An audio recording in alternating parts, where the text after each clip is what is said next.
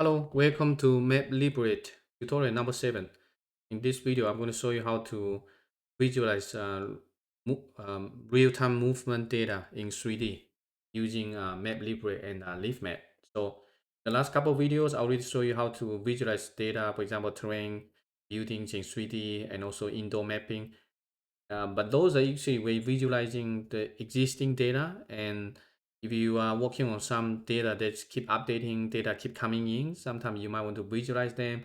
When the data pops up, then you also want to show it on the map. So this is what this tutorial is about.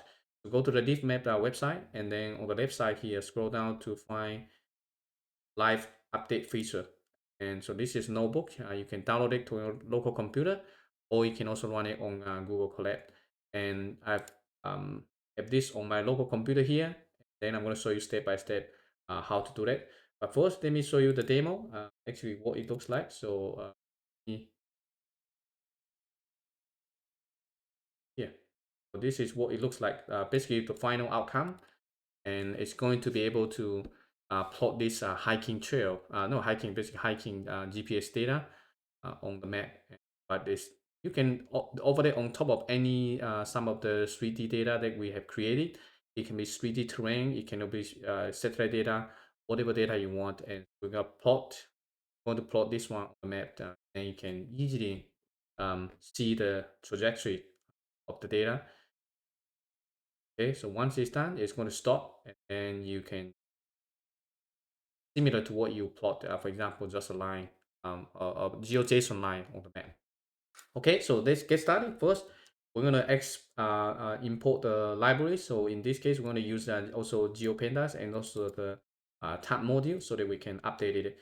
And we're going to use the 3D terrain. So this one, we have covered this one in tutorial number 3 here. So if you're interested in, you can look at that tutorial. And so we are going to use the MapTiler API to basically create this one. And this is kind of the location roughly. Again, you can use a mouse, you can change the pitch or the bearing, depends on what you want.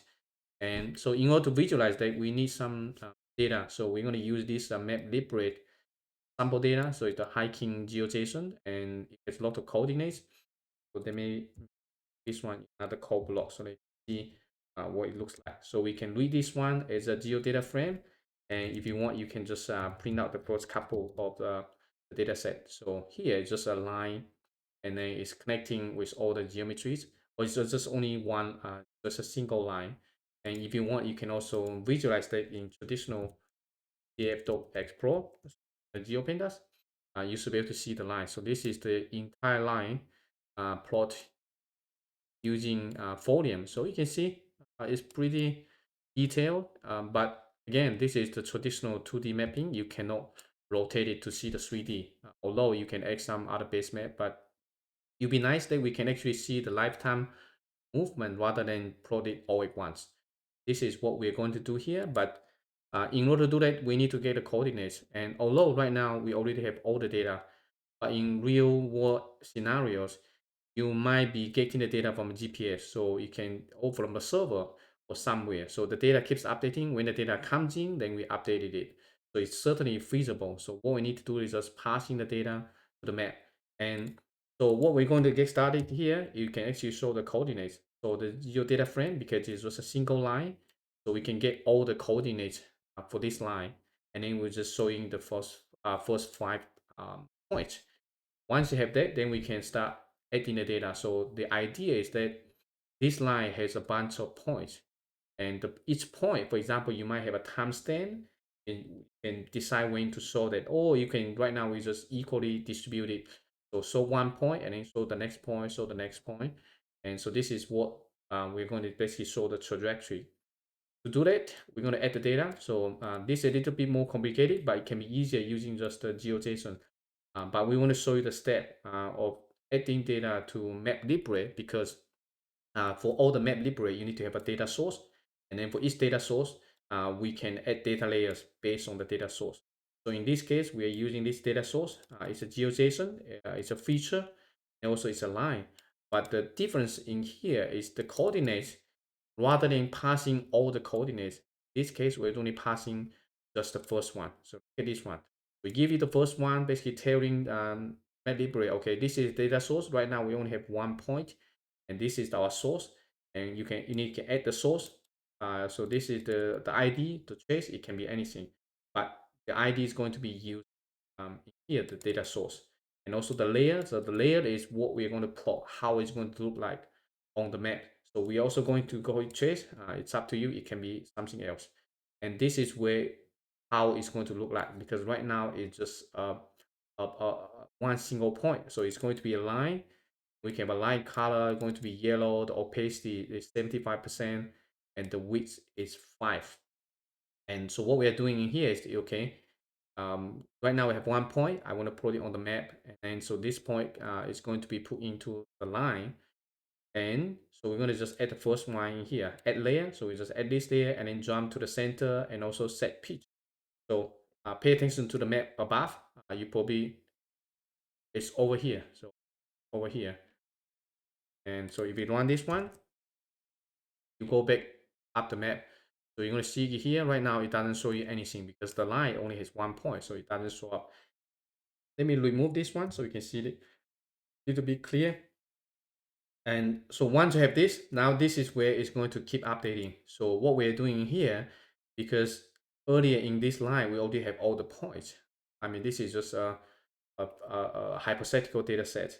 But in reality, you might have the point coming in, so you can have other triggers, other web services to trigger when to add the point. But in this case, just use the time, and then basically every 0.0005 seconds, then we're going to add the point to it.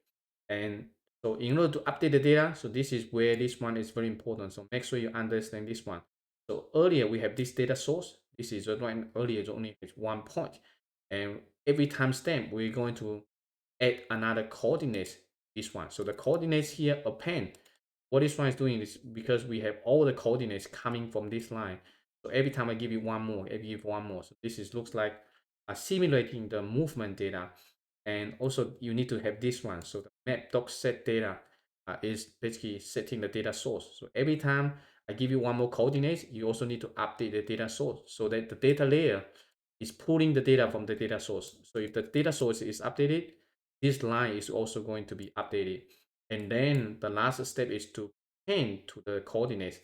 So this is why you can see the movement of the map. So in basically putting them all together, give you a point, and then you update the data source, and then you zoom to the certain location.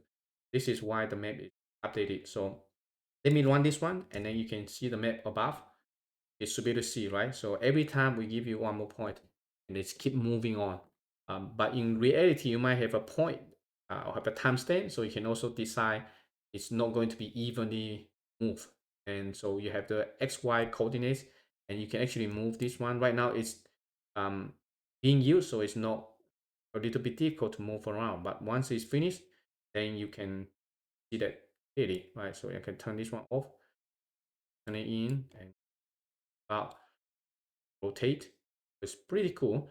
Like I said, this doesn't have to be just this data. You can also have some outdoor. You can change to other maps. So for example, I can come back to here. As I mentioned in the previous video, the map Tyler has a bunch of base maps. So you can change to other base maps. So this is the 3D terrain, but you can certainly use the outdoor um, base map. Be something similar. So here, right now it's not 3D, but if this hiking trail, then you can select that. So I'm run this one again, and then again update this one. Go back to C. Right, so this one is the just the auto map, and you can also put the auto map on top of the 3D want to. So you just need to customize that. Now you can see this one, the line is following through these hiking trails are available here in this Beacon Rock State Park. All right, so this is the kind of the user case that you can update the data in real time based on the whatever data you have, and you just need to write some function to actually update the data source and update the data layer, update the data source, and then the layer will automatically pull, basically update the map based on the data source, and eventually you're gonna like this. Okay, so that's all for this video. I hope you find it useful. I will see you in the next video. Take care. Bye bye.